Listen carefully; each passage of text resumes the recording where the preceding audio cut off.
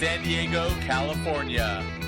This is the San Diego Sports Junkies, a show for fans, by the fans.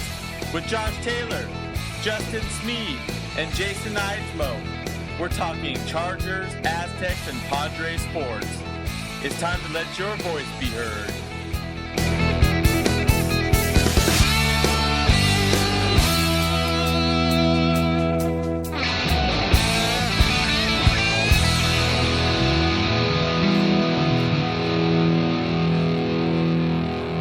What's up, Sports Junkies? This is Josh, Jason, and Justin getting back at you. Sorry, it's been a couple weeks. We've been off with our Thanksgiving break. You have amnesia? You forgot my name. I did. What the hell is your problem? I'm still hungover from all the food I've been eating over the last week. Grab another turkey leg and knock it off.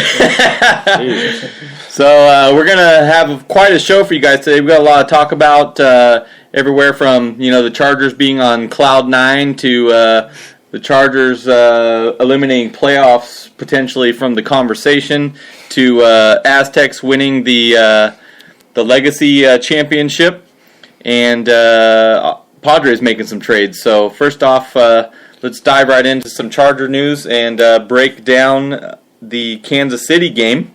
Chargers go into Kansas City, face a very good team, 9-1 in Arrowhead, which is very challenging divisional opponent, and actually played really, really well. Our offense certainly played really well. Our defense made their offense look a little bit better than I think it is. But we were arguing a little bit before. We had a pretty decent argument before this game because Josh is his name, right? Yeah, okay. Josh Taylor. Okay. This guy over here. This man. Josh, Justin did not believe that we could win that game, and I kept telling him that I thought that we could, and of course we did. Mm-hmm. The last two games have showed us what we've pretty much been saying ever since we started doing the show this season. Right. The Chargers are inconsistent. Mm-hmm. They have the ability to win and beat every single team in the league. Mm-hmm. It doesn't have to be fluky, something that we have the ability to beat every team. The problem is we also have the ability to lose to every team in the league. Right. And unfortunately, that's just the way this season's going to be. I don't know what else to say. We keep saying the same thing each week. It's not even each week, guys. I mean, we've been doing this song and dance for 4 years now that we've missed the playoffs. They've been the same. I'm not saying talent-wise and personnel-wise, but overall, they've been a mediocre team for 4 years. They've been doing this song where they've had games where you're like, yeah, this is great, even under North Turner. And then next week they lay an egg, and you go, wow, okay, now my hopes are really smashed. And they just did the same thing 2 weeks prior in Kansas City, and then they go at home in front of their own fans. I know it's blacked out locally, but you go in front of your own fans and you just put a beat down on KC and showed them what's up, and you play like that? Yeah. Come on. I mean, this is the same song and dance, guys, and I know the personnel's not as good this year. The defense is horrid. The offense looked crappy to me. I don't know about you guys this week. At times they played okay. They couldn't run the ball. Their defense was killing our offensive line up front.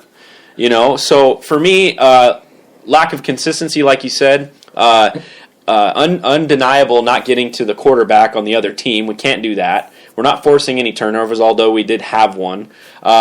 Two. Okay, two. Sorry. But we played Andy Dalton, which is normal. We should have had 10. We should have. And we, like you said, we made a good, a mediocre quarterback look great again. We've done that all year long, too. RG3, who has had a not very good year, we made him look outstanding. Yeah, like he was a freaking Pro Bowler. Every quarterback seems to be able to play against our team and look pretty good.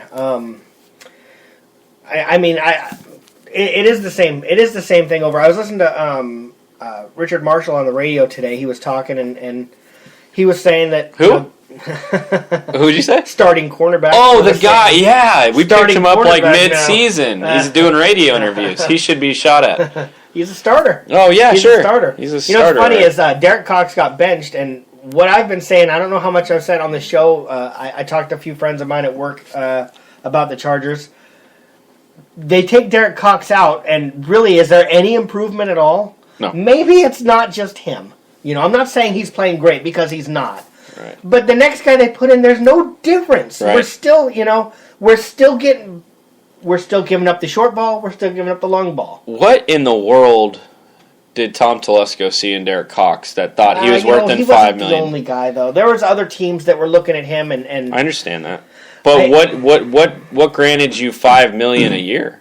I think that it was either us or somebody else. I hear you. No, and I understand that, but I don't see it. I don't see what any GM was looking at. Okay, well, do you see anybody on our defense right now that looks like they deserve what they're making?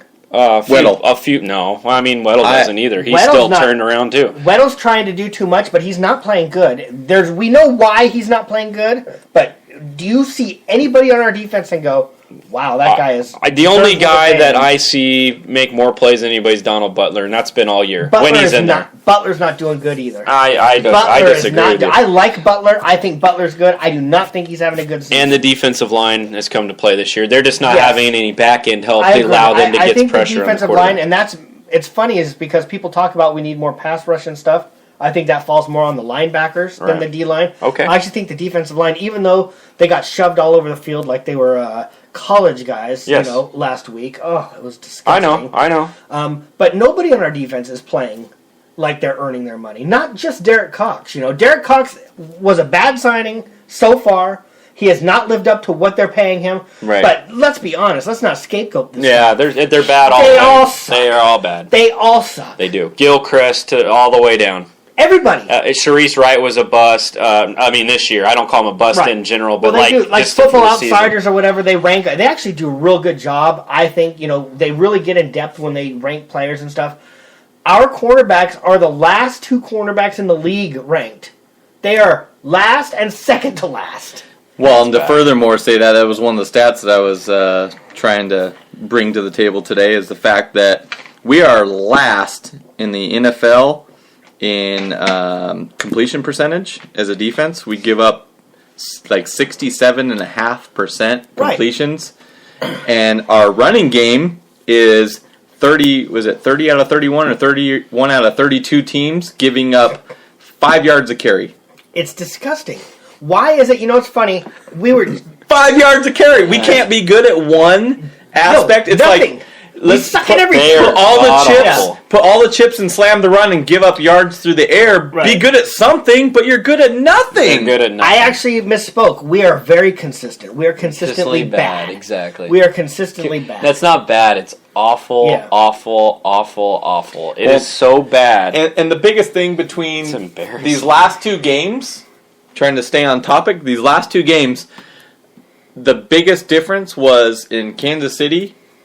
We had 2 turnovers. We did not turn over the ball. Right. We got a couple opportunistic turnovers. We got 2 turnovers, but we gave away 3, and 2 were in scoring position. And one of them we were driving. We were moving the ball too. Even though the one by Keenan Allen, which it's funny, everybody kind of brushes over that. I still think he's having a fantastic year, and I think he had a fantastic game. And the one mistake I don't think you can take and say, oh, he had a bad game because he fumbled the ball. I get it. He fumbled it. We got lucky because that one didn't cost us. We got the ball back. Although, it'd be nice if he hadn't turned it over. Right, exactly. But all 3 of them were just ridiculously stupid plays. The 2 Gates ones were, that's non-characteristic. We know that. We don't have to sit here. Is it non-characteristic of him? Well, not lately. Is that 4? Well, I guess lately, and this year's been pretty bad. What's frustrating with Gates this year is the fact that when he's fumbling the ball and crucial times in the game. I understand that really has no bearing as far as it's not like players are keying on trying to get him to fumble when we're close to the end zone. But that's when he's fumbling. He's fumbling inside, the 30-yard line when we're about to score, and that's what's killing us. Right. We can't. We're already shooting ourselves in the foot from the defensive standpoint. Yeah. We can't commit. We're shooting ourselves in the arms now. We don't have any legs. We can't commit these killing drive turnovers like we have been in 4 out of the last 5 games. Here's the thing. With the way our defense is, and we've said this before, the only way for us to win is if our offense plays exceptional. Right. They have to play exceptional, and if they don't play exceptional, like they didn't against the Bengals, they won't win. Were they broken?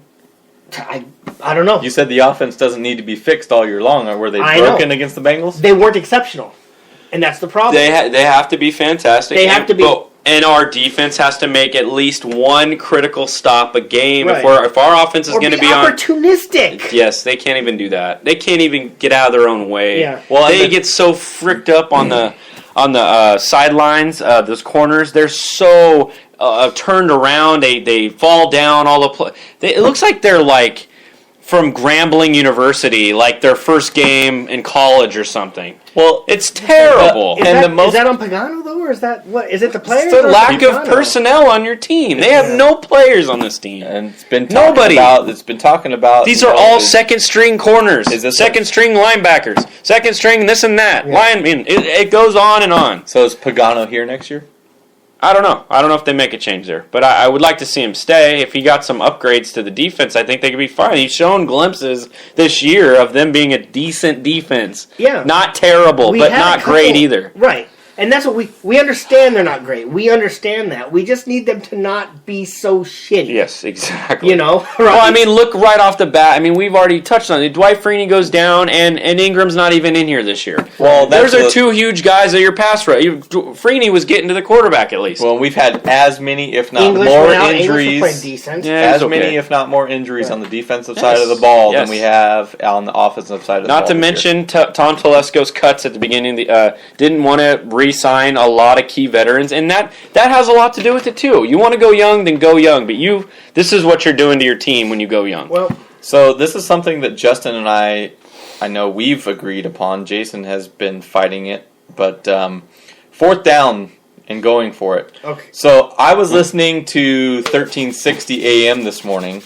Why? And they I don't like that one. They had or somebody they were speaking of, had a computer that went through all the NFL games all year long and whether the head coaches were being too passive or too aggressive, and 90% of the coaches were being passive, including our own Mike McCoy, and a majority of the time, the computer is calculating that if you go for it on 4th and 2, no matter where you're at in the field, whether you're on your 10-yard line or you're about to score, that the chances of you winning that game increases significantly. Okay. I'm going to tell you, I listened. I was listening to the radio. I listened to a different radio station today. Kevin O'Connell was talking today, which I hate San Diego radio. I think they all suck. I love Kevin O'Connell. I love listening. And he's only on one day a week. I know.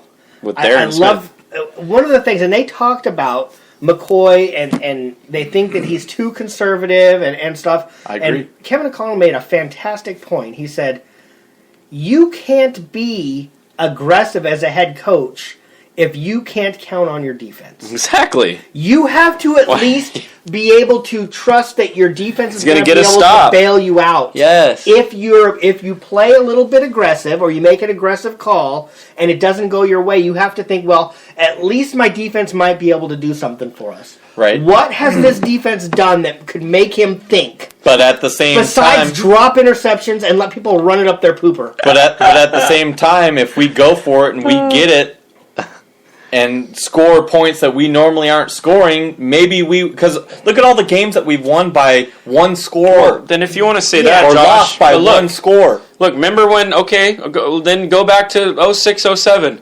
We had a stellar offense with a pretty darn good defense to go to boot. But did you see the offense scoring all the time? No, they don't always score. So that's where he's saying even that stud defense needs to come up with a couple stops, some sacks, some turnovers to give that offense more chances. And we know the Chargers can play offense. We know that. Right. We don't have to sit here and argue about how good they are in offense. They can be great. But the defense has to have a little faith in them, and the coach has to go, well, if I go for a fourth down, do I do I think we can really get this? Or if I punt it on fourth down, can the defense get me a stop? At least if I make them go 80 yards, I can hope that maybe they'll mess up enough to maybe have to punt. Yes. If I go for it on fourth down and don't get it, I might as well just hand them a touchdown. There you go. So here's the other thing. And less time, too. The Chargers for this season have averaged 4.2 yards per play. Okay? That's what they've averaged for the entire season. Running, passing, what have you. Right. A play? So if you're at fourth and 1, fourth and 2, and you're averaging 4 yards a carry or a play, why not go for it? Well, consensus says you're going to get it. That's. I think that's really bad way to look at it. You got to look at a game. Look at all the first and goal from the one that we've had. We've had problems with that this year too. To say that they're doing 4.1 yards a play and assume that they're going to get that on every play is not really. I don't think that's the way to look at it. I think you have to look at it more from a wider perspective, and I honestly think that he's like, my defense will never bail me out, so I can't put them in that position. But that's chicken shit. We're losing anyways. Yeah. Well, we're 5 and 7. There are certain games, Josh, you can look back and go, man, I wish they would have went for it there and this and that, but it's all situational. I would much rather him go for it and we lose than to be a pussy and punt the ball and let them rail it down our throats and we lose anyways. And I hear you. Why not go for it? I don't think that going for it is the problem. I don't think that's the problem.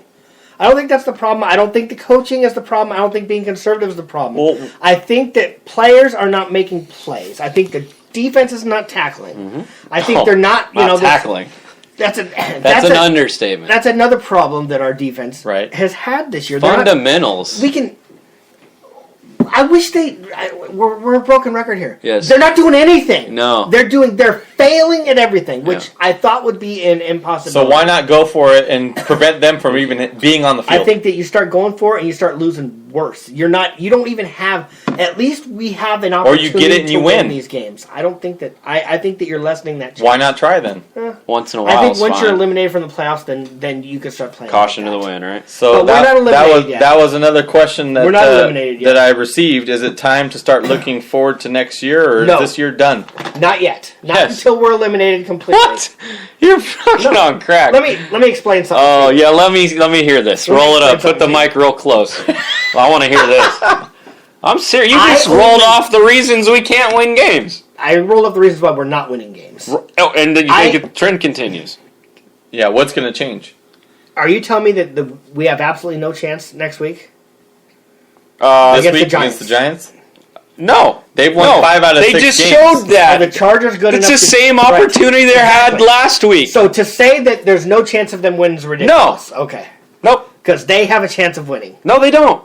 No, they don't. Because I like this, Justin. Because Justin is what led us to a victory over the. And I say that firmly because they're throwing they're putting on the field what they are. The record says they're 5 and 7. They're 5 and 7. So are the Giants. I'm not saying it's an impossibility to beat the Giants, but if they do the same thing they just did against the Bengals with no heart, no effort, they're not going to. They're not. They're going to win this. So what do you? Miss Cleo? At the same time, I look at the fact that the Giants have won 5 out of the last 6 games. They're starting to get on the roll. That's what I'm saying. They're playing good ball right now. And the Giants are kind of like the Chargers used to be in the fact that they start slow and they get hot in the end and they get into the playoffs. And that's exactly what's happening now. We can't beat the Bengals. How the hell are we going to beat the Giants? I'm not going to say we're going to get blown out, but we're not going to win this game this week. Our defense is god-awful. Even Eli Manning hasn't had a good year this year. He leads the league in Eli Manning is 10 times better than the garbage that we faced in the Eli Bengals. Manning will have a good game. I will tell you that. We can win because of our offense. Okay. We can win because of our offense. We can win every single game. I refuse to go into a game saying we're not going to win. I can't do that. Twitter disagrees. Well, what? Chance? Don't hold your breath, buddy. Oh. Yeah. That's from @BigBrian619. And Justin and I agree with you. I appreciate that, but to say that there's no chance is ridiculous. Jason is an optimist, and I didn't... Okay, you know what? there is a chance... Can I tell you why I'm an optimist? Why? I'd love to hear it out of the longest time you've been a Charger fan. I only get 16 of these precious games a year. I know. We all not do. like baseball. It's No. not like baseball where you get Every night you get to redeem yourself. every single time the Chargers win. It's like the Padres go on a 10-game winning streak, and every time they lose, Right. it's like a 10-game losing I agree with streak. you. I cherish these games I too. only get 16 of them. They only last a few months. I can't give up until there's nothing left to hope for. Okay, well, This is all I have until next August. I understand that, and I feel your passion the same way because I am frustrated. I cherish every game, Jason. But when they play like a Division 2 high school football team, Very frustrating. and they Very can't make frustrating. plays, and it's a silly Sally defense, no tackles, can't figure out who's covering who. The water boy should be in there because it's an upgrade over the safety. At least And it's lateral. At least it's even, you Yeah. know. And to me, we've it's But I like still you said, can't broken say record that, defense. I still can't say that there's no chance of winning. There is no chance of winning. Well, And again, I can't- that's why I don't feel that way. And this, I do. This is where that's why I get the done whole with this. topic of going for it on fourth down. What do we have to lose? We don't have Well, nothing the to fourth lose. da- but the this fourth year down, we weren't even Josh, supposed to isn't- be a playoff team. I know what And you're trying to say, we're but 5-7. But so does it really go for matter it, if you go and for it, though? Does it really matter? If we win, sure. Absolutely. Does it really matter, though? It does matter. It doesn't matter. Why not? Because you shouldn't be in the fourth down position anyway. Thank you. There you go. That's the point. Why should we be on 4th and 1? Why shouldn't we put the ball in the end zone already? I don't need 4th and 1 4 times in Washington and not get it in. Like, that's retarded to me. You can't get one flipping yard. That's what irritates the shit shouldn't- out of me. These games shouldn't be coming It shouldn't down 4th and to 1. play. It shouldn't be. We shouldn't even have Yeah. that discussion and go. We're losing They four- should go for it on 4th and 1. Why? It shouldn't have been 4th and 1 for the fucking begin with. That's what I'm saying. We can point to all the games we lost, and we can pick one play. Yeah. That is why we lost. And And sure. none of these games should have come down to one. Right, play. and sure, there are times where I go, Right. no, don't kick the field goal, go for it. But yeah, there's going to be times that all year long like that. Yeah. But me, dude, it's like, don't even put your... And you're telling me how good they are on 1st and 2nd down, then don't get in the 4th and 1 spot. And especially in the 20-yard line. It doesn't matter. It does not matter. Put the ball in the end zone and we won't have this discussion. Hey, aren't the Aztecs playing pretty good? Oh, sorry. Anyway, Padres are making news. You guys want to make predictions before we move on? Yeah, let's make it... Well, before we get to predictions, I want Okay. to talk about the one bright spot that has been consistent this year. And Well, I that need my is- sunglasses for this? That is Keenan Allen. Oh, And Keenan Allen, I agree with you. even in the Bengals loss, had 9 receptions for 106 yards. It's his 5th 100-yard receiving game. Awesome. He's got 847 receiving yards on 58 receptions for the year. The one thing he has lacked is getting in the end zone. He's got 3 touchdowns, but I mean that's a lot of that falls on Rivers too, and who he's throwing to in that situation. Right. But Keenan Allen, okay, it's not because I have a big man crush on this guy, but Right. do you believe We all have our potentially, guy. besides Rivers, is he a possibility for a Pro Bowl candidate? Oh, that's a good. You know what? That's a great debate. I agree that he's having a stellar year. I honestly think he'll be offensive rookie of the year. I really think he's on a pace where he's going to get his balls whether we lose or win regardless. He's going to get 8 catches, 100 yards. He's like that type of wide receiver. He gets open and he makes big catches. So as far as Pro Bowl, I don't know. I don't know if they're going to give consideration to a losing team. I don't think they're. So- I don't know if he'll make Pro Bowl. One thing that's very impressive to me is we lost our number 1 wide receiver before the season started. We lost our number 2 wide receiver right after the season started. Injuries. He is the only wide receiver weapon we have on the team right now. Mm-hmm. Eddie Royal's having a good year. Right. A decent good year. Yeah. Eddie Royal's doing exactly what Eddie Royal was brought in here to do. Right. He's contributing. Right. I certainly think he's having a better year. He's got 34 catches. He's got a lot of touchdowns. He's got some big third down receptions. Well, you know what's Vincent Brown has been horrible, and I don't know why. He can't even run the right routes. I have my theory on Vincent Brown actually is he doesn't fit the offense. he's a third wide receiver, and he's been asked to step up to the number 1. Well, wide like receiver. we've talked about in the past, the previous offense under Norv Turner is stretching the field. We don't do that anymore. Exactly. And We that's can't. where he struggles because he's the guy that's supposed to stretch the field. Right.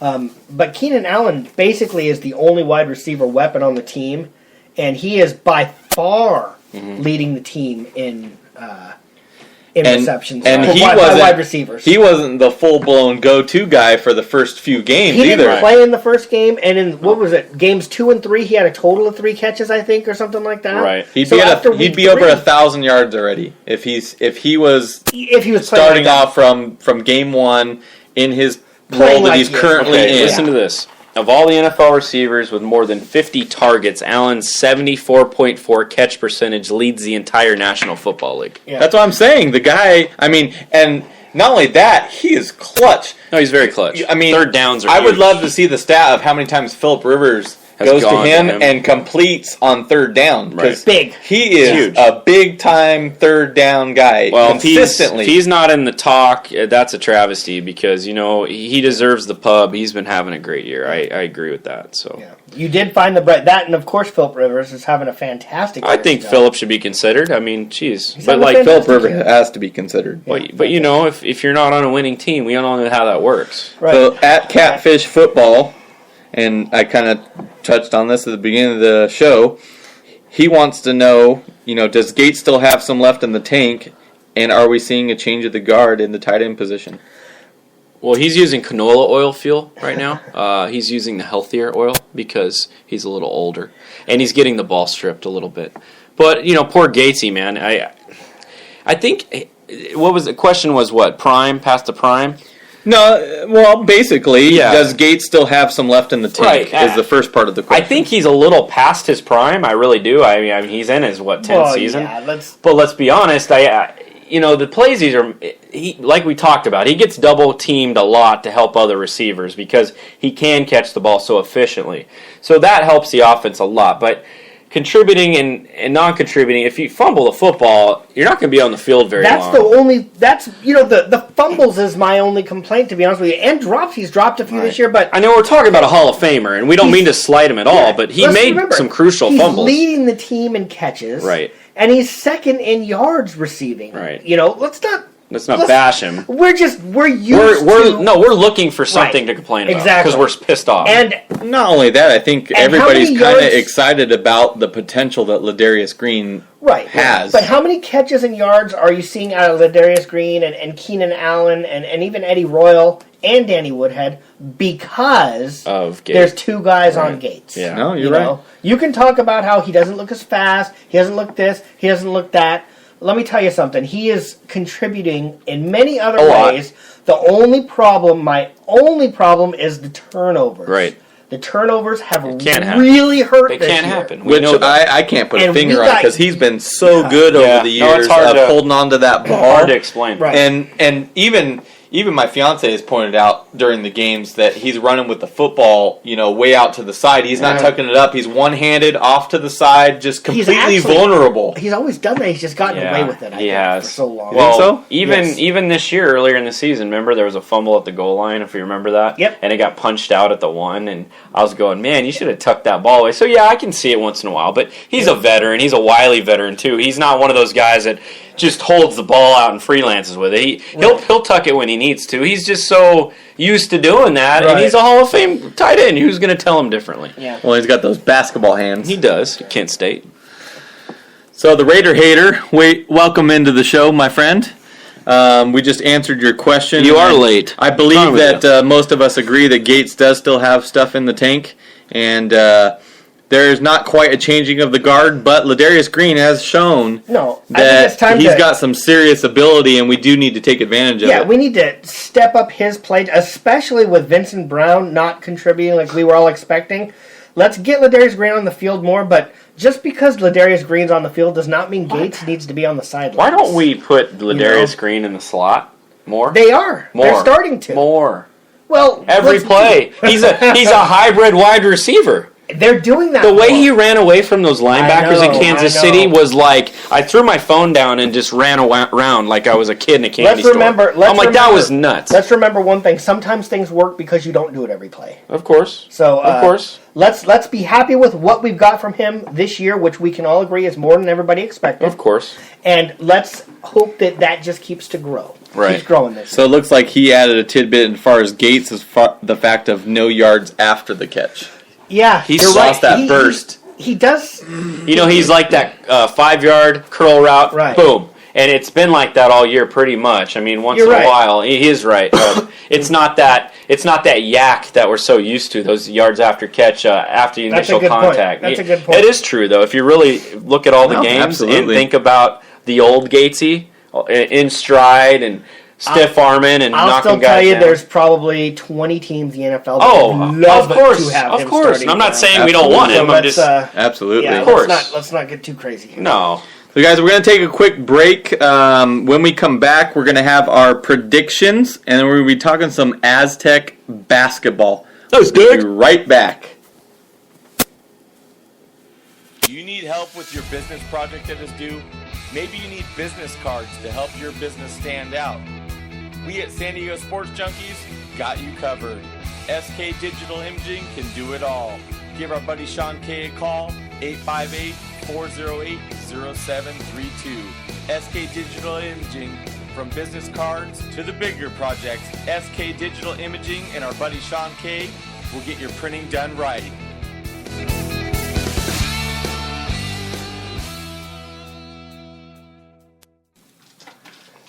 All right, guys, we are back. We're going to talk about our Bolts prediction for this week's game against the Gigantes. The Gigantes. Eli Fanning is coming into the stadium. Sheila Manning? Sheila Manning. That pussy. Hope we kick his ass. Yeah. We probably won't, but I hope we do. So, if you guys missed the show, Justin and I don't think the Chargers are going to pull this off, but we'll start with Jason and his prediction and move clockwise here. I'm going to say Chargers 27, the Eli's 24. Nice. I'm going to go. I think the Chargers put up more points this week. They have to. If they want to win, they have to put up more than 10 points. I would agree with. I think everybody has to agree with that. Mm-hmm. I think they give up a lot of yards and points this week. I think it's 38-34 Giants. Okay.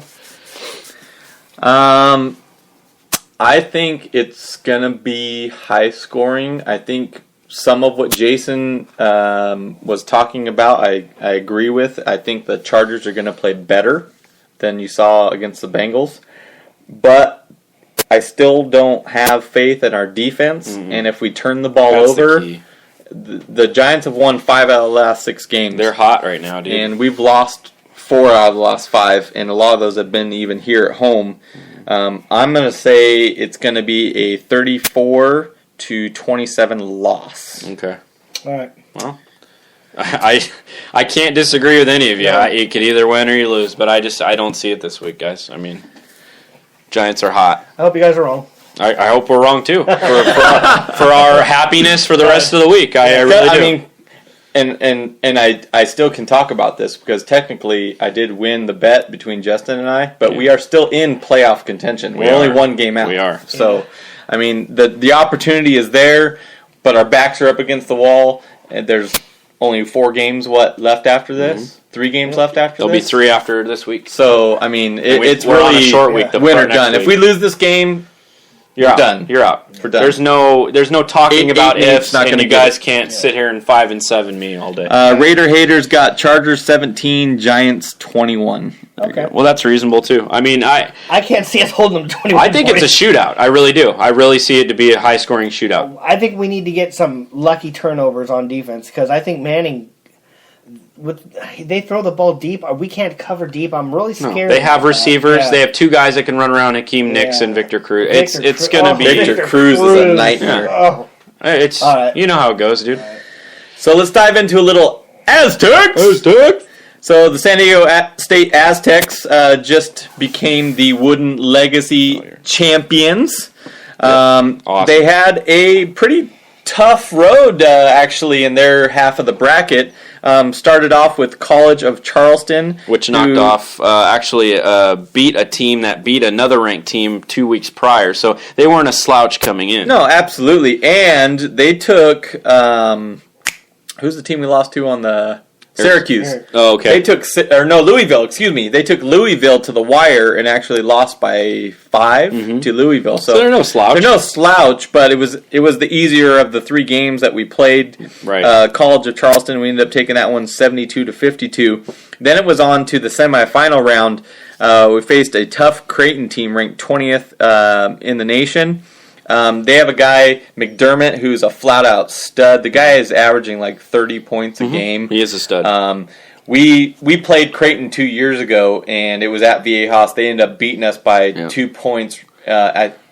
Did it go to overtime? It didn't. I don't think it went to overtime, but McDermott hit a big bucket down the stretch, and it killed us. But Absolutely. that was one of our last losses, I think, to a ranked opponent at home. Right. I believe.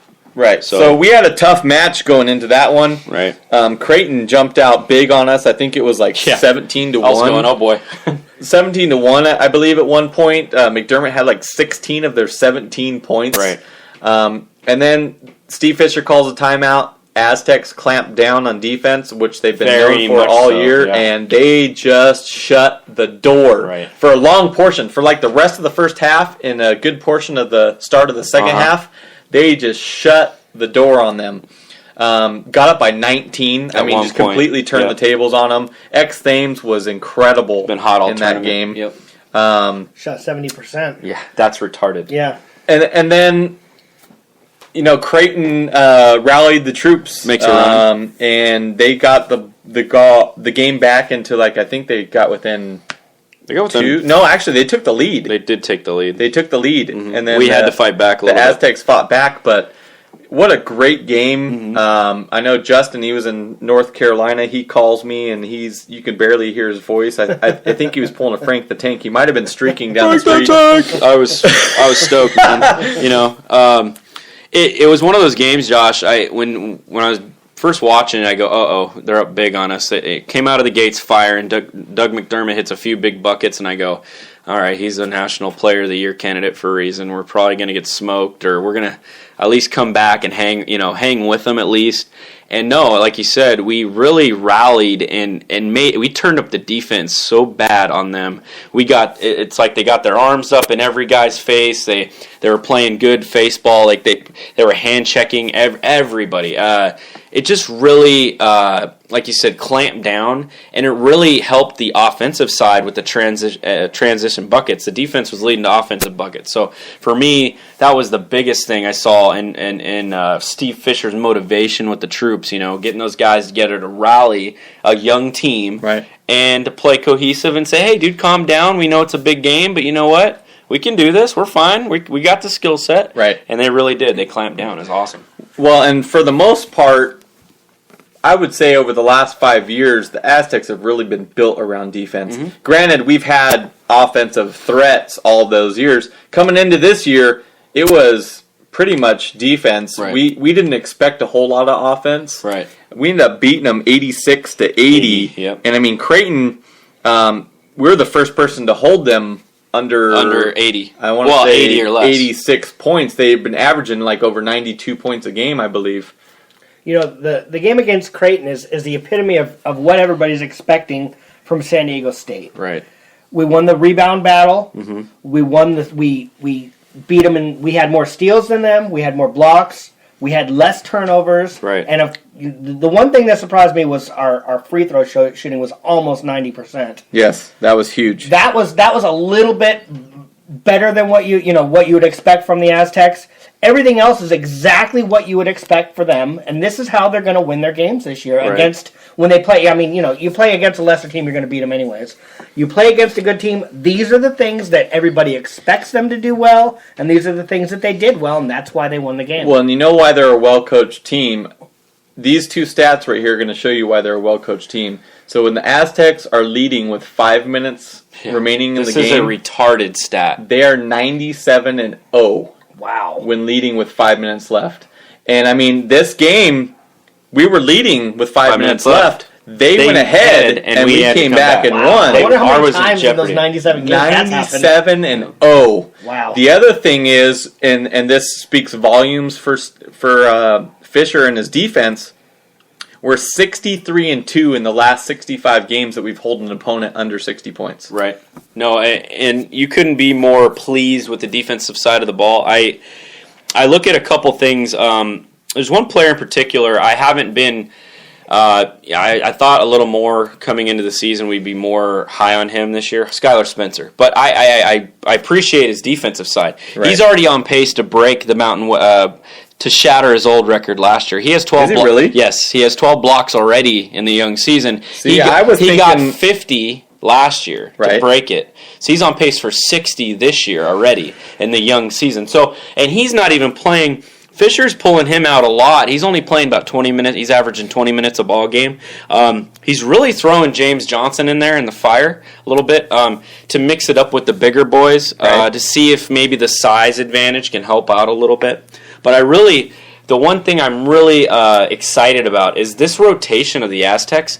They can bring in a new starting 5 and just wear you out. If you want to play up and down basketball, the Aztecs will run that rotation out on that court. And if you want to play bang inside, they'll throw Spencer and Johnson out there with Davis, and they'll load you up. The funny thing you say that with our second team, which is consisting of Shrigley, Dwayne Poley, Darrell Johnson, or Darrell Williams, Dakari Allen. That when they come in, they're actually, for the most part, either equally scoring as many points as the starting 5 or doing better. I mean, our bench points are incredible, and that's what I think that's the most impressive thing to me this year. That bench is what we lacked last year, and that's why a lot of people are saying this Aztec team this year compared to last year is more well-rounded. And it's more of a force to be reckoned with. Yes, and you need those types of teams to make, as you know, I mean,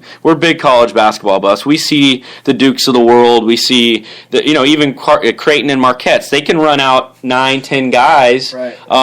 They can put out guys on the floor and wear you out.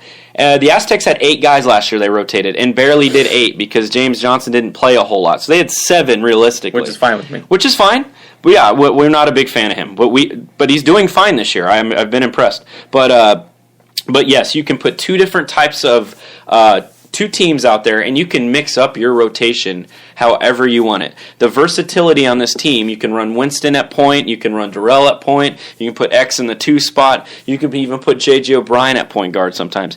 There's so much versatility and size and length. There's not one guy on this team that really is lower than a 6'5", 6'6" player besides your point guards, and the length is killing teams. The defensive prowess is crazy, man. The versatility, I can't talk enough about the versatility. And I know what X Thames can do. Of course. X Thames, before he hurt his back last year and the previous year, has been an offensive threat. Of course. And we had the trifecta between him, Jamal, and Chase Tapley. Right. This year, X has turned it up a notch because of the sheer fact that He has to. He has to be the offensive leader. threat. But what I'm starting to really enjoy is the emergence of Winston Shepard. Of course. Winston Shepard finished with 16 points and 10 rebounds in that game. But it's not as much as him going to the hole, but his jump shot is ridiculous. The one against Creighton, where he extended over the 2 defenders and really he put his hand and hit the ball a foot higher than theirs and just had the prettiest stroke and drained the bucket. It's unblockable. It was unblockable because he was so high off the ground. I'm like, there's no defense for that. Nobody's going to block that. You're talking he's 6'8". Right. He's probably got a 40-plus vertical. Right.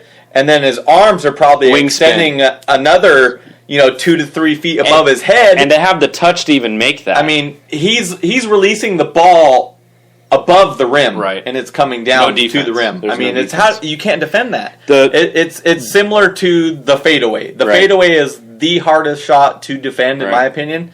Well, you've been watching Kobe Bryant too long. Elevate, it's true. But when Winston elevates like he can, that's dangerous. Yeah. And now the thing that he needs to work on is his judgment. If he can, which he's getting better, if he can get to the hole when the hole is available and realize that, hey, I'm going to get a charge, I need to pull up and shoot this, he's going to be incredibly dangerous, and that's going to make this team even more potent moving forward. What's more impressive than all of what you just said is his maturation process. Right. He's matured like no player I've seen. He knows what is at stake here. He wants to be an NBA player. We all know that. Okay? What's the one thing you got to do in a Steve Fisher offense? You have to be efficient, and you can't turn the ball over. Remember last year how many times he got benched when he'd throw the ball away, or he'd run over people because he's out of control. He can't stand turnovers. No, he can't stand it. And what you see in Winston this year, he's leading guys in the huddle. He's a bigger physical specimen. He obviously has been hitting the gym. He wants this. He really, really wants this. Steve Fisher's throwing him to the wolves in the press conferences after every game. He sits up there at the podium and he answers every question they throw at him with Thames and O'Brien. He wants Shepard to be a leader and step up, and he's actually maturing into that role. Well, and the other thing, I mean, you and I before the season started was huge Josh Davis fans, and I'm not saying I'm still not. I think the guy is gonna help us really go far this year because at this point, I mean, after these 2 games, and we'll get into the Marquette game here very shortly, we're ranked 24th in the nation right now. We were picked preseason ranked to be 4th in our conference, and we're the only team ranked in our conference. No, so, New Mexico is. Still. New Mexico is not. Did they get dropped out? They're not in the top 25 anymore. So what I'm getting at is, Winston's playing great, X is playing great, JJ's playing great. If Josh Davis turns into the guy that we all hoped he was going to be, you have 4 really good scoring threats, and then you mix in a Shrigley who his catch and release is ridiculous. There's nothing like it. It's quick. We're going to be great on the defensive end, which turns into transition buckets, fast breaks. Right. But the thing that I think most people have said we struggle a little bit at is the half-court offense. If you got 3 solid guys and maybe you add a 4th into the mix, right, and then you have Shrigley that you can pull in there, it's now our half-court game is even dangerous. Yeah, we're hitting on the versatility again. I mean, the versatility of the team is ridiculous. I mean, you mentioned ranked 24th now. I had a question for you guys. Is that a fair ranking? Is that a fair spot for us right now? Honestly, I know it doesn't really matter this early. It really doesn't. I think we got snubbed. Looking at the rankings, I thought we would be higher, to be honest. Like 21 area. There's Iowa and Iowa State ahead of us, and they haven't beaten hardly anybody. Now, why do you think that we're ranked 24th? We talked about this a little bit in the pre-show. What do you think? There's a little East Coast bias going on. The thing is with San Diego State, we have to realize we are on the map. I mean, the San Diego State has arrived as a program, but for them to get notoriety, they have to play the Arizonas. They have to beat teams like Creighton and Marquette. They did. Right. Finally, nationally ranked. Cool. But yes, because of people not caring or watching the game, they probably didn't even see the game. Well, I was in North Carolina, and I had to watch the game. Tip off was 9:30 p.m. Right. And I go, I got to stay up till midnight to watch this game, and I was tired. Always the issue with West Coast teams. If you're not a fan of San Diego State, right, who cares that on the East Coast? Nobody cares about West Coast teams. Right. So you're right. Not a lot of people probably saw that game. Right. But I think what actually makes me scratch my head even more is the fact that we didn't end up in the coaches poll. Yeah, it was a big snub for me. And considering our only losses against the number 2 team in the nation, when you only lose by 9, and then the coach after the game goes, "That's a tournament team. They're one of the best defensive played teams we're going to play all year," and gives you big mad props. So it's a little concerning. But you know what? We're not going to bitch and gripe. For me, it's okay. Just get in there and now do your job against San Diego. Beat the Toreros. That's a damn good team. They almost knocked off New Mexico in the pit. We all know that. They cannot sleep on this team at all. You can't sleep on anybody. No, and then you have a good Washington Pac-12 team coming into your house that you need to defend home court. So there's some key games coming up here for the committee to go, you know what? San Diego State's a lot better than we thought they were, and we might have slided them on the way into the top 25. So they might get a better ranking the second go around. Here's where it gets exciting, and I want to talk about the Marquette game as well because I'm very excited about how that all turned out. But so we got USD, which is a winnable game. We should beat them. We should beat them. Oh, that's always at Washington, inner city. Washington, it's not a gimme, but we should. It is not a gimme. Washington, we should beat. We play something like McNeese State. We should win all the games leading up to Kansas. Downhole, Dirty Hose, and whoever else Southern we play. Utah, Thank St. you. Catherine, McNeese State, and St. Catherine. So St. Catherine's a high school team. Going into the Kansas game in Kansas, January 5th. we could be 11-1. Yes. Going into Kansas. Against Kansas. In Lawrence. On their court. Who's beat Duke. And who did they lose to? They just lost to somebody. They got their first loss. But they lost to somebody who's not in the top 25. Okay. No, you're very... I already did the math too, John. I was looking at that going like this. I'm salivating going, dude, I hope we're 11-1. I hope they're not sitting there looking at that game right now. Though. No, they're not. That's we a are ways as away. fans. As fans, we are. Fisher won't let them get ahead of themselves. But I just... Well, our RPI's at 20, and that's probably going to go up now because Arizona's at number 2, and we barely lost to them. Well, our wins made Arizona shoot up like a crazy person. Right. Yeah. Because that just tells you... Arizona, Yeah, of course. They look at us and go... Man, they just knocked off 2 in a row. That's pretty good. It helps our RPI crazy. Right. So yeah, it works in counterparts. But the committee's not going to go, SDSU lost to the number 2 team in the nation by 9. Let's kill them on the ranking. They're not going to say that. Right. So we know. But so if we take care of business by the time Kansas come around, are we a top 15 team? You mean beat Kansas? If we take care of business from now until Kansas, are we a top 15 team? I think we'll be or do we stay stagnant? No, I think we're a top 10 team. You mean if we going into the Kansas game? Yeah, because the Kansas game's in January.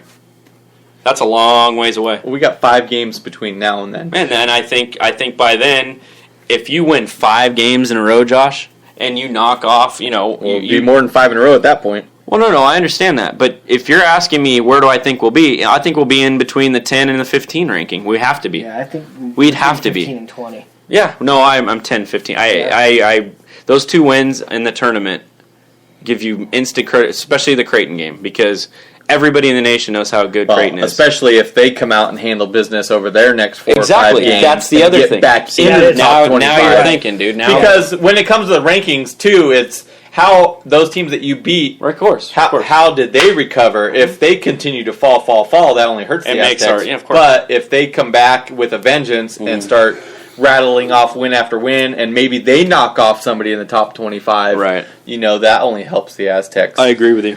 So we obviously moved on to semifinal game. Now let's move on to the championship game. Marquette, number 25 in the nation prior to us beating them. Right. They were actually projected to win the Big East. Yes. And I heard that. So we go in and take it from them 67-59. And this game was different. This game... Hard fought, physical. Well, this game we pretty much dominated for 3/4 of the game. Mm-hmm. For 3/4 of the game, the Aztecs were religiously... They were about 9 to 15 points. It would drop into 8, then it'd go back out to 12. And we always were around the 8 to 15 always had a comfortable point lead. Mark. And then their big guy...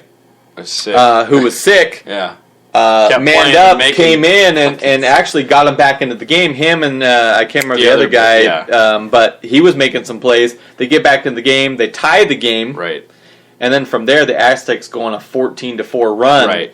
Shut it out again. To shut it out. And just, again, they pumped up their chest, and they showed what their defense is all about and just completely shut the door on them. But Thames, I mean...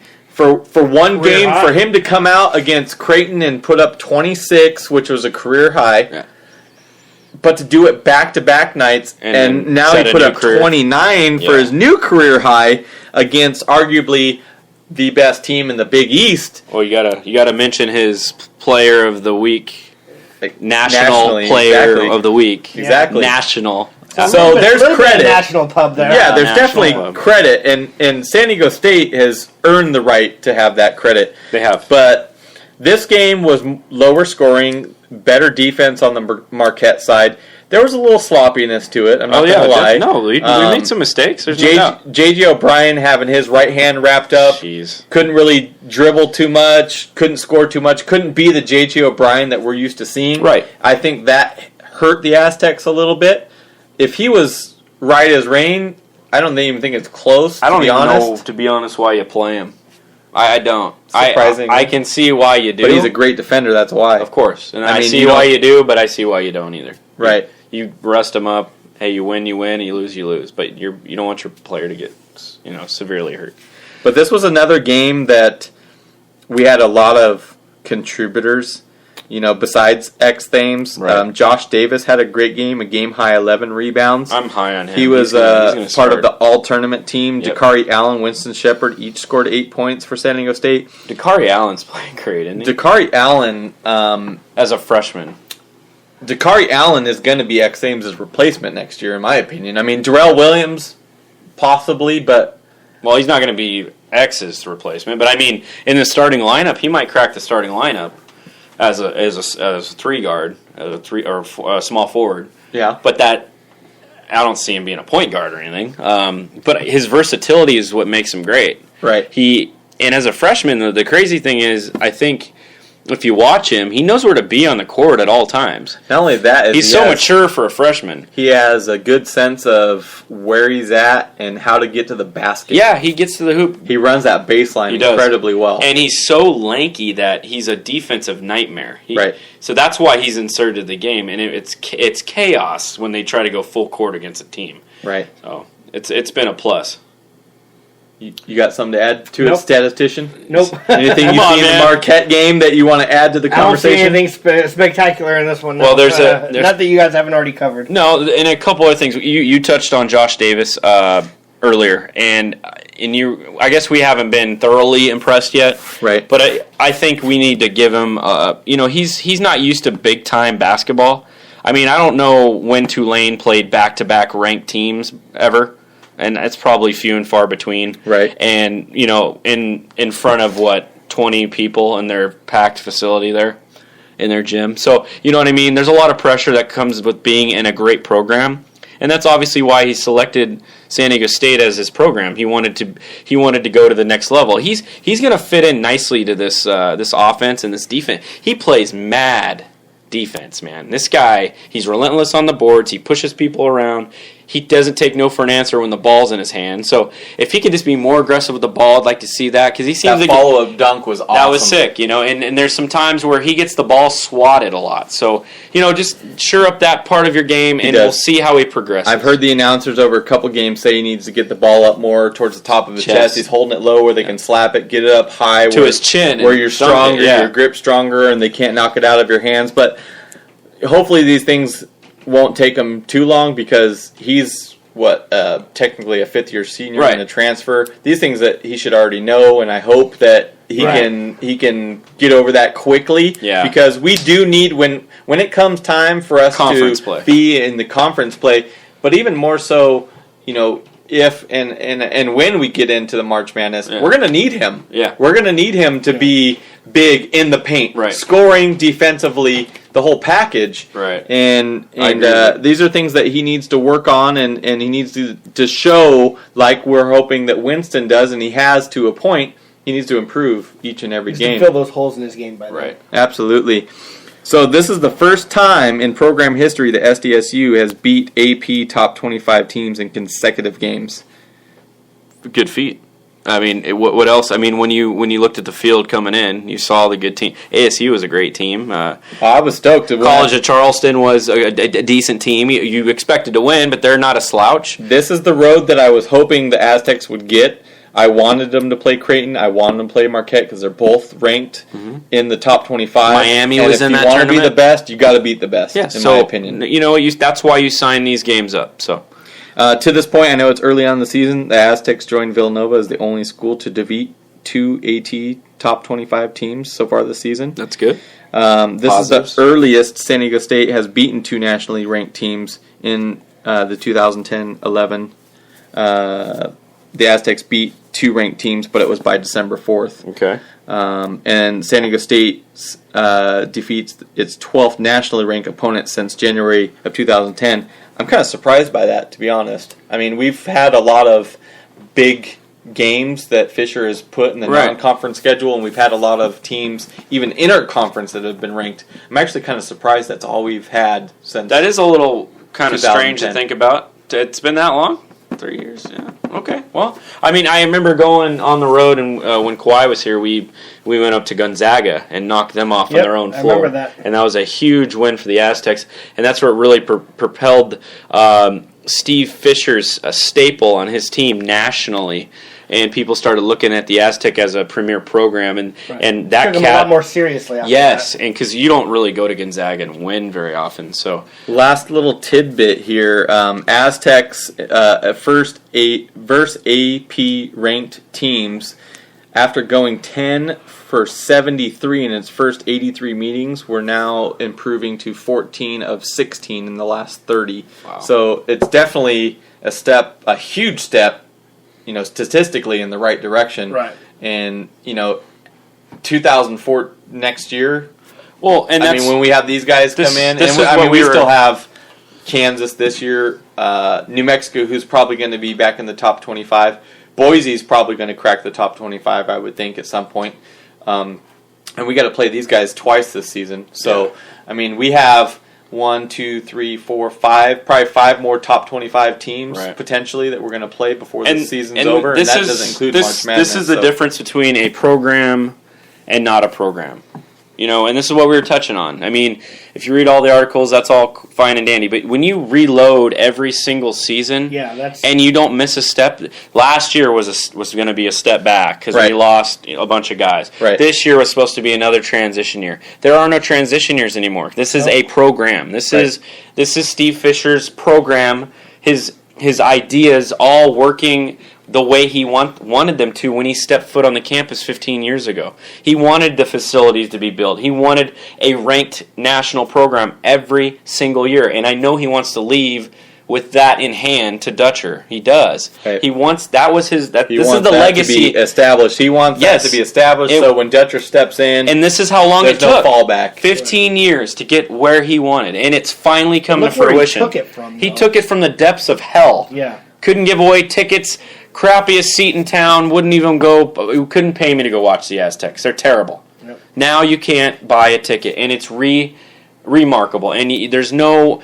I can't wait for when he. I want him to not retire, but I want the court to be named Steve Fisher Court. Yeah. I can't wait for Fisherville or Fisher, whatever they do to honor him. Yeah. It's going to be a great feeling. It's going to give you goosebumps because you're gonna. This guy literally took this from nothing to a national spotlight place to go where you want to be recruited by. Absolutely. And he's done it. And I just want to touch on that because it's year in, year out. People go, this Aztec team's in a transition year. No, they're not. Because you know what? They fucking reload and they get it done and they play hard defense and that's how you win games. So I just wanted to point that out and make sure people got that through their head. Okay. Absolutely, and you're absolutely right as far as the fact that this team is not.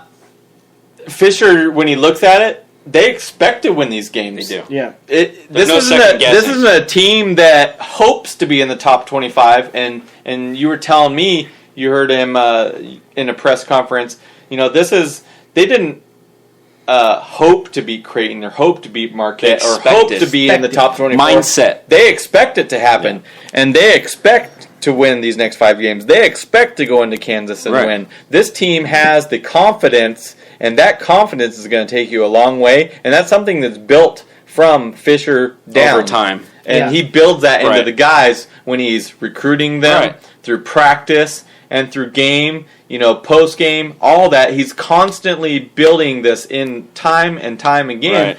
And to the point where these guys believe it. These guys are playing for it. And it's exciting stuff, man. It really is. It's cool because, he had said something pretty cool that I thought was awesome. He goes, 3 or 4 years ago, we got ranked for the first time ever, in school history. He goes, I told my guys, and I was proud of them. He goes, now I go, hey, we're 24th. We don't make a big deal about it at all. He goes, the time before we had a celebration, we thought it was the coolest thing in the world. Now we just expect to be there. So. Right, guys, we're gonna take a quick break. When we come back, we're gonna be talking about some Padres trades and give us our opinion on it. So, guys, hang tight. We'll be right back. Do you want everyone to know how diehard you really are? Do you want to stand out in a crowd? Well, us over at San Diego Sports Junkies, we got you covered. Go to sdforlife.net and pick up your diehard gear today. From shirts and hoodies to sneakers and canvas paintings, sdforlife.net has you covered. It's time for you to be diehard.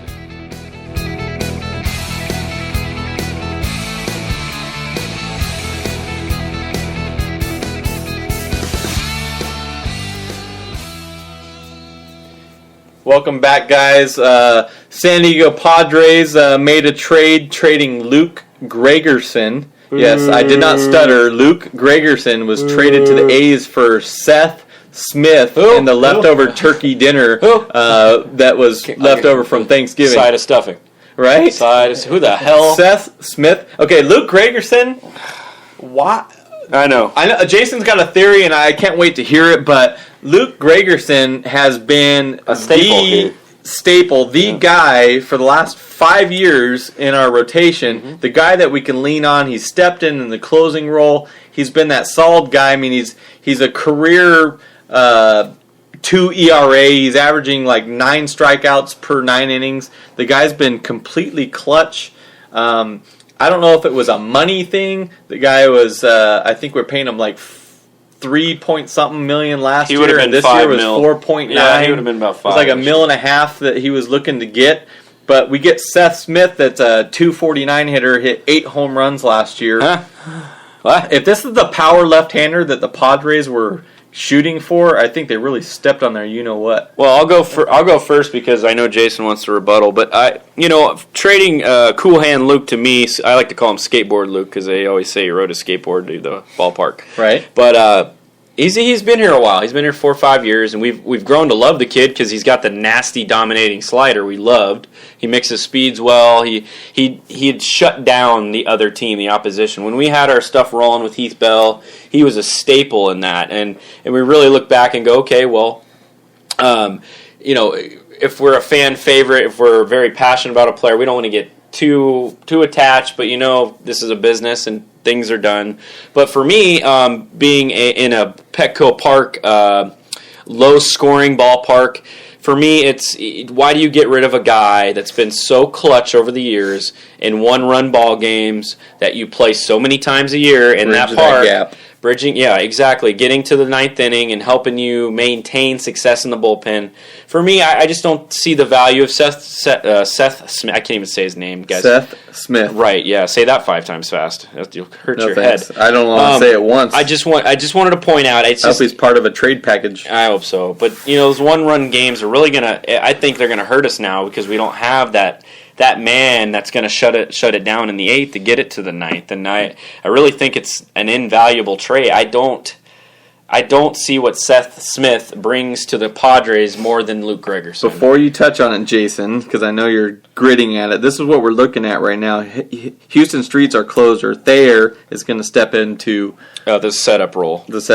For now, yeah, we'll see what happens. And then the mixed bag below that is Stauffer, who in the bullpen really didn't pitch well. Bass didn't pitch well. We got Boxberger and Nick Vincent.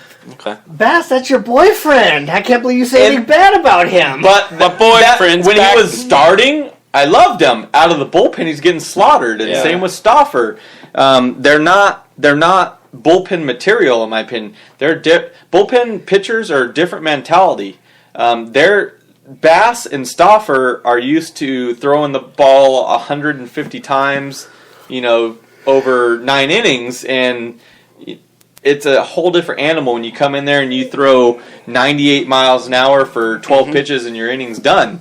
Right. So, for me, I'm looking at our bullpen right now, and I'm really saying that's actually not a strong point that's been consistently strong for the Padres for the last forever years. Well, let's look at this for a second. Now, I don't have a bunch of stats in front of me with Luke Gregerson, but if you just go by the eye test, I would tell you that just from my observations, Luke Gregerson as a reliever over the last 2 years has been less effective as he was the 2 years before that. Right. Would you agree?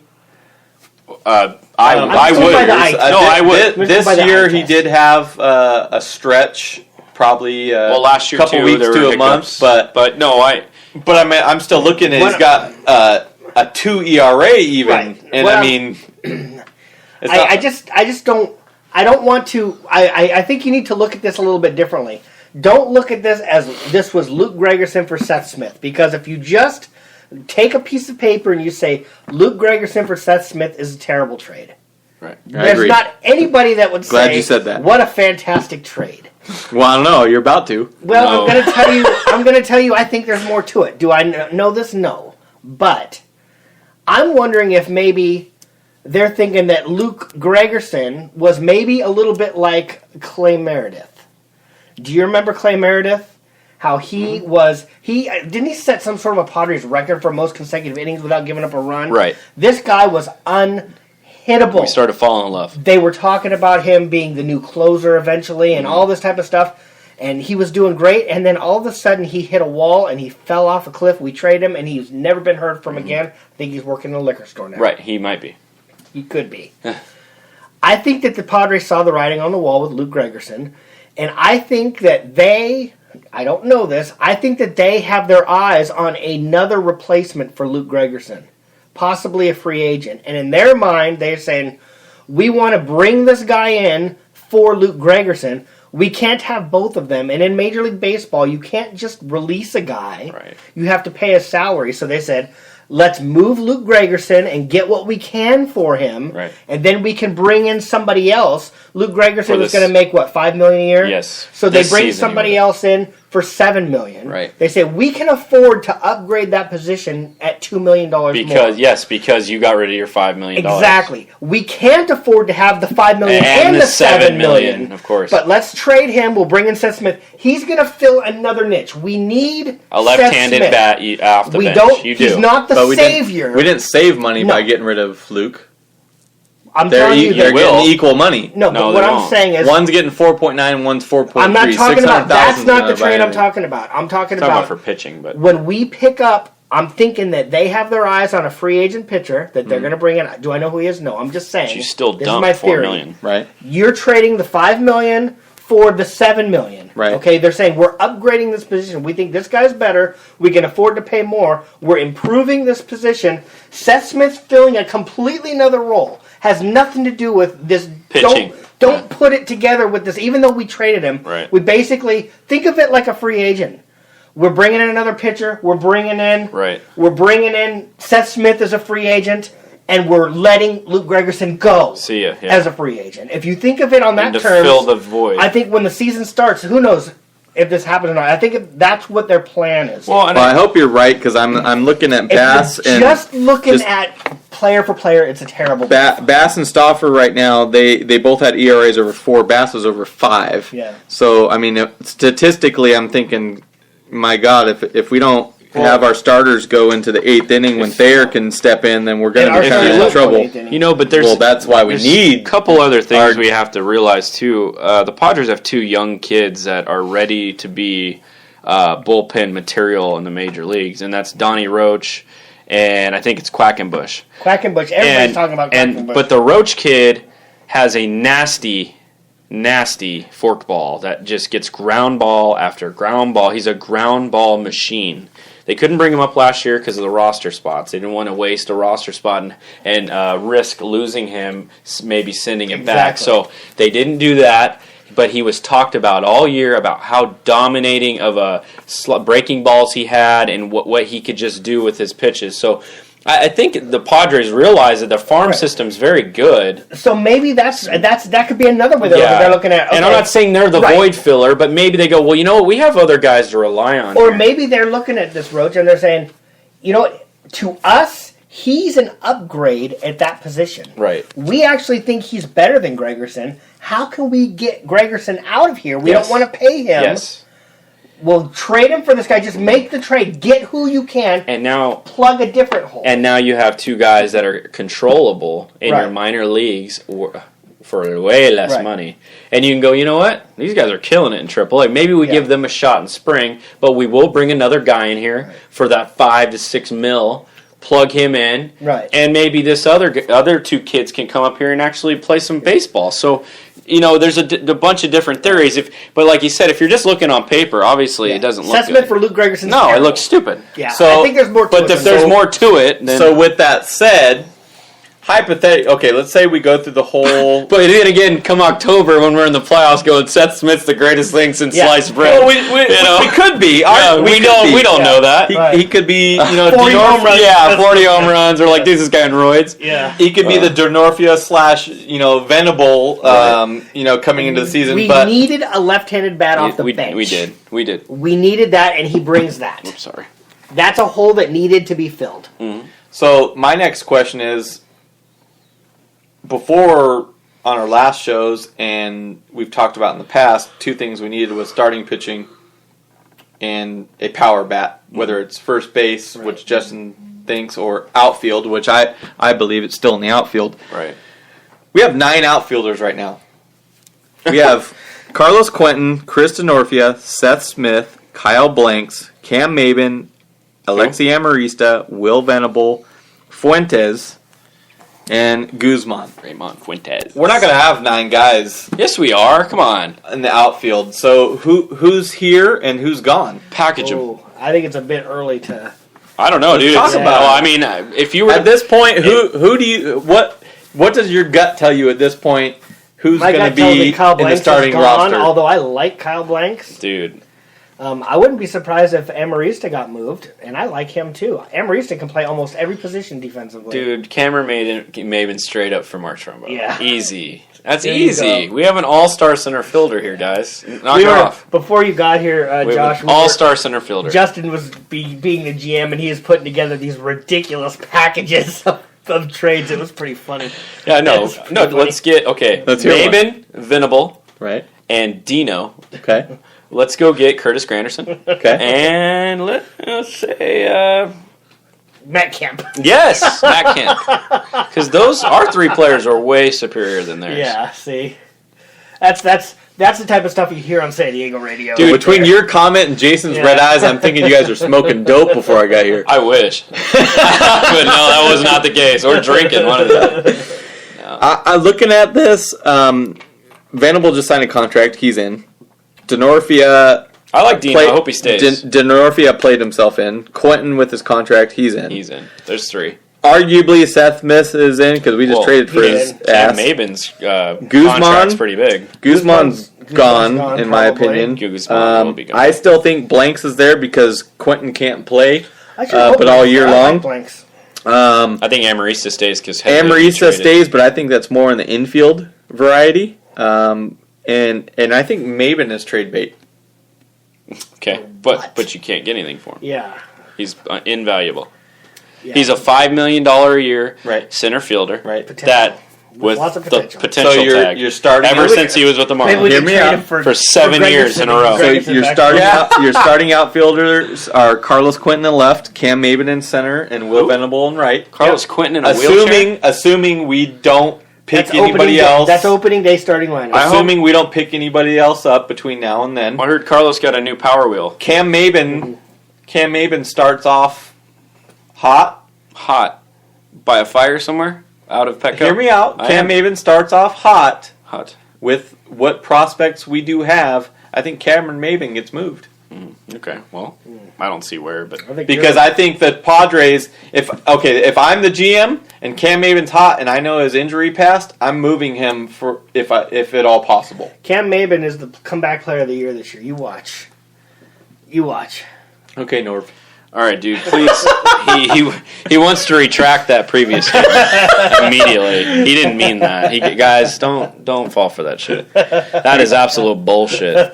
He ain't come back nothing. Get out of here. All right, away guys. already. So as always, thank you for joining in the San Diego Sports Junkies, the show for fans. By the fans. And please continue to tweet us, email us, smack Justin in the face, whatever you got to do to give us some information. This is time to let your voice be heard. So, guys, continue to provide us those questions. We greatly appreciate it. Thanks for joining in on the show. We are out, gentlemen. See ya. Take care.